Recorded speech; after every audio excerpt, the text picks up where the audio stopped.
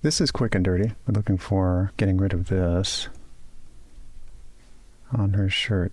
So basically this is how it's going to look. So we go into the color page. I have a basic grade already put on there. And we're going to look at something that gives me a good representation. I want to make sure that my tracking is set to FX.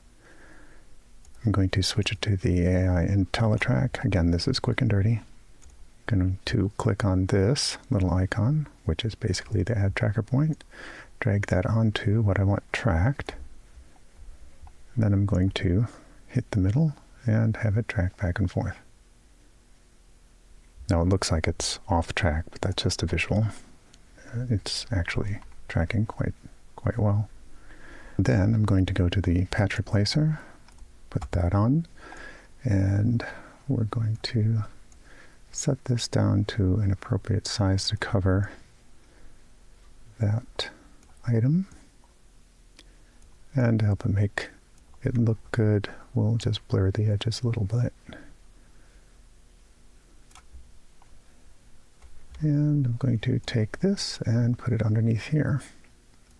So it's going to track according to, meaning the surface here that I already put in play is going to attach to the tracker that I just put in there. So that as I move it, it's already sticking with it.